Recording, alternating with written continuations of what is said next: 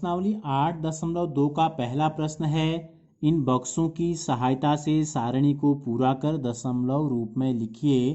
तो हमको क्या दिए गए हैं, देखो एक में ए में हमको दिया है, एक बक्स से हमको बनाए हैं, एक तालिका हमको दी गई है। देखो इसमें जो कुल खाने हैं 1 2 3 4 5 6 7 8 9 10, इधर को 10 है और ऊपर को भी 10 ही है, तो 10 गुणा 10 हो गए 100।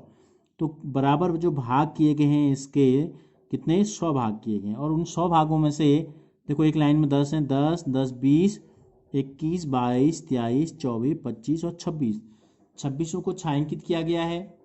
ठीक है, तो अगर जब हम इसको भिन्न के रूप में लिखेंगे तो क्या लिखेंगे हम, नंबर ए में जो आकृति हमको दी गई है इसको जब हम लिखेंगे कितने 26, तो 26 भागा 100 लिखेंगे हम। तो इसको दशमलव में बदलेंगे तो क्या हो जाएगा, 0 के ऊपर 6, दूसरे 0 के ऊपर 2 और दशमलव के बदले में 1, 1 के बदले दशमलव। ठीक है, और ये हो गया, यानी कि 2 अंक के बाद 2 0 के बाद अगर 1 था तो पीछे से 2 अंक के बाद दशमलव लग जाता है, और दशमलव के पहले क्या लगाते हैं, 0 लगा देते हैं अगर कोई अंक नहीं है।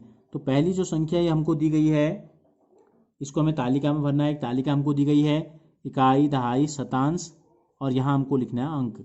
तो ये तो हमने निकाल लिया अंक 0.26 जो हमने निकाला, ये क्या था, ये था अंक 0.26। अब हमको भरना है शतांश, क्या था, देखो इकाई दशमलव के बाद जो पहला अंक होता है ये होता है दशांश। ठीक है, और उसके बाद जो होता है वो होता है शतांश। अब केवल इसमें क्या दिया है, इकाई दहाई के बाद शतांश दे दिया गया है, तो एक क्या होना चाहिए, एक कॉलम दशांश का भी होना चाहिए। शतांश में आएगा 6, दशांश में आएगा 2 और इकाई में आएगा, तो ये दहाई की जगह पर क्या होना चाहिए था, यहाँ पर होना चाहिए था। तो 6 हो गया। दशमलव के बाद पहला होता है हमने कहा दशांश, तो दशांश में 2 और दूसरा जो होता है वो होता है शतांश, और इकाई और दशांश के बीच में दशमलव यहाँ होता है, और इकाई में क्या है 0। इस प्रकार जो दूसरी आकृति हमको बी में दी गई है, देखो ये 100 में से 100 खाने पूरे जो हैं ये छायांकित हैं, और ये वाले जो हैं 100 में से 10 20 30 और 2 कम कर दो चौथे में से 38 हो जाएंगे। ठीक है, 10 20 30 38 में जो है डॉट बिंदु बनाए हैं 100 में से, तो ये तो 100/100, 100 में से 100 कितना हो गया, 1 हो गया, 100 में से 100 का मतलब है 1 हो गया। ठीक है, और ये 100 में से है 38, या हम ये ले लें पूरे को 100 में से 138 ले लें, बात एक ही है। तो इसका जो बी हमको दिया गया है इसको हम लिख लेते हैं कितने, 138, 100 में से 100 ये है, 38 ये है, 138 हो गए, 2 अंक बाद दशमलव लगेगा तो यह आ जाएगा 1.38, 1.38।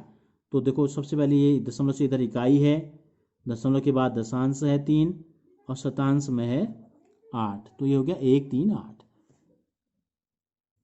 सी में जो हमको दिए गए हैं आकृति में, देखो ये 100 में से 100 पूरे हैं छायांकित, ये 100 में से 10 20 और 30 में से 2 कम कर देते हैं 28, तो ये 100 और ये 28 कितने हो गए, 128 हो गए, कितने हो गए 128। तो सी में हम लिख देते हैं 128/100, तो 0 के ऊपर 8, दूसरे 0 के ऊपर 2, 1 के ऊपर दशमलव और बच गया यहाँ 1.28।